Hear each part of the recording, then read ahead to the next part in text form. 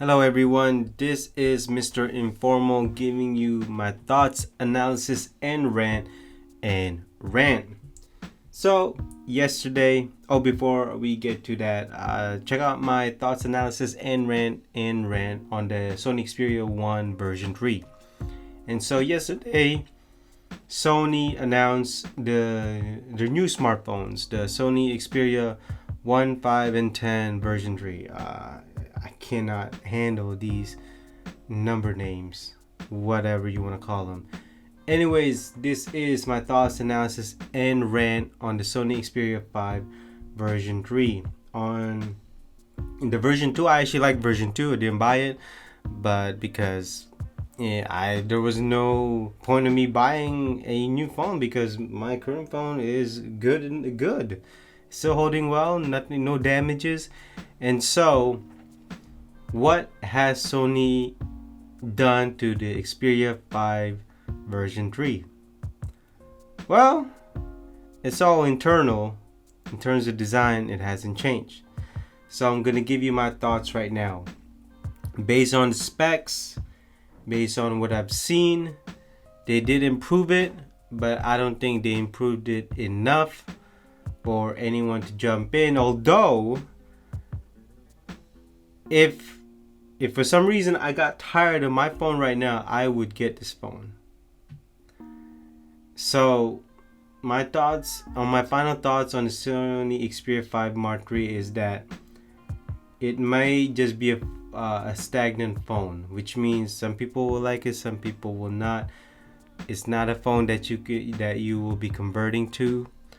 Although for a phone that small hands can handle, and if you want a small phone that is feature rich, certainly this has it. So let's get to the specs, okay? So 6.1 inch screen, very similar to the previous model. 1080 Full HD resolution, Gorilla Glass 6, not the Invictus. It will come in single SIM or dual SIM. Certainly it has a micro SD slot, IP65 and IP68 dust and water resistant. OLED panel with 120 Hz refresh screen, which is pretty good. Not only that, this will also have very, very accurate color, probably from the Bravia department, that they have calibrated the screen to a colors that directors was intended for you to see when it comes to movies. It will come with Android 11, Snapdragon 888. This will also have 5G, a full complete 5G. I know the previous one never had 5G, so this one will have complete 5G antenna. Two models, 128 gigs storage with 8 gigs of RAM, and then second model is 256 with 8 gigs of RAM. 3 cameras, same as the Xperia 1 version 3. 12 megapixels f1.7 with OIS, 12 megapixels f2.3 with OIS, and then 12 megapixel ultra wide f2.2 with no stabilization. Video will be 24, 25, 30, 60, 120 frames per second HDR.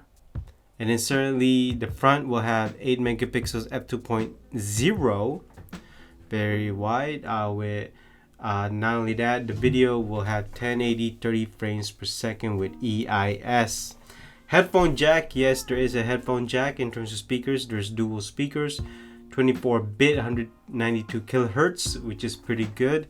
That finally you can use a high quality audio or headphones.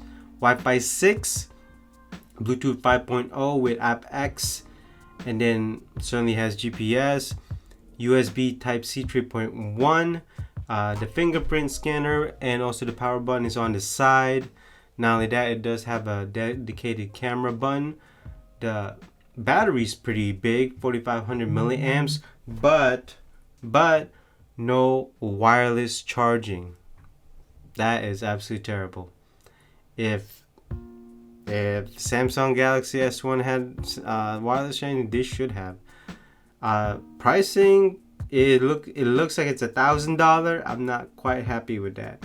Colors will come in black, green, and pink, and so those are the specs. Now let's get on to analysis here. I truly hope this phone can make waves, can actually get more attention, but sadly, I don't think that's gonna happen because, as I said on the Xperia 1, Sony needs to be more competitive. It needs to have the marketing drive, and they need to go for the Galaxy throat. Actually be competitive. And same thing with last year, even the previous years. I mean, there's not a lot of people that have Sony Xperia 5s. There isn't. And even if there are, there's probably most of the users are in Europe or in Japan. I mean, maybe some in the US. I don't really know. Certainly, the smartphone division of Sony is not doing so well. I mean, they may go out same as LG. Hopefully, they are making more money, but with the price that they're going for, not only that, you don't see a lot of phones in the carrier, in the display. You can't even try them. I think the only electronic store that I know of is Best Buy, that I could actually see the item. But other than that, it's all taken over by Motorola, Samsung, definitely in iPhones on all these carrier displays, and so that's pretty too bad. And so it's not gonna move a lot of units, certainly. If it's only gonna move a lot of units if Sony wants to go for it, but I don't know. So Samsung does better with marketing, does better with their phone than Sony, even though I feel as though Sony can do so much better. And so in terms of who's going to be the top spot for Android phones this year, it's still Samsung. I don't see OnePlus or even Sony going for it, even though I think this is a better phone overall than the Sony Galaxy S models. And so we'll see. Now on to my rant number 1. For a phone with 6.1 inch screen, why not just add a wireless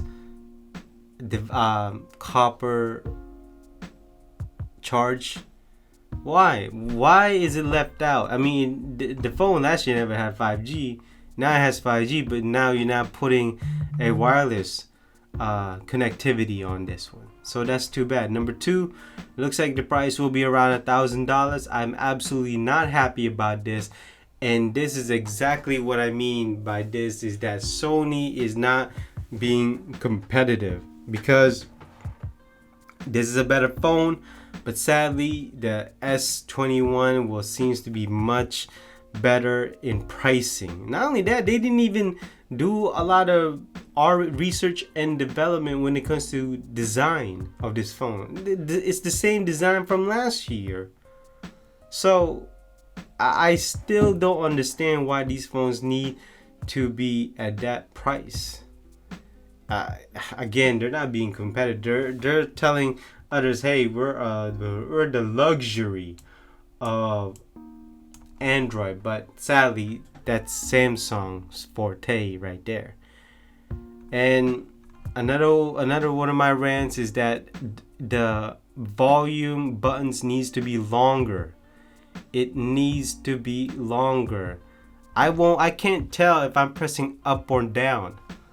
I should be able to differentiate which is volume down, which is volume up.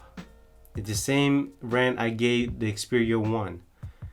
And with iPhones, you know which one is volume up and which one is volume down. Another one of my rant is why 3 colors? Again, it's all they said there's a pink, and yet the pink looks dark. It's like a dark pink. Black, green, pink. Really? Where's the white? Where's the sky blue? I mean, let's not limit ourselves when it comes to colors here. And then finally, this my last rant, because I don't really have any more to rant about, because I think this is a great phone. As I talked about this earlier, is the competitive drive of Sony. This will only succeed if Sony wants it to succeed. And I'm not sure if Sony has the drive, the competitive nature to even do that. And sadly, this has a better specs. Even has a headphone jack, 4500 milliamps battery, 3 cameras, great video features, a great calibration on the screen, 120 refresh rate. I mean, let's not kid ourselves. But yet, it seems like Sony is gonna hold this phone down. I mean, I can talk about other things, but for what it is, the Sony Xperia 5 Mark III is a pretty good phone. It can be greater if Sony wants it to be. And so that basically concludes my thoughts, analysis, and rant on the Sony Xperia 5 version 3. So tell me, what do you think of this phone? Do you like it? Do you not? Am I wrong? Let me know down in the comments below. And so I will see you in the next thoughts, analysis, and rant. Bye-bye.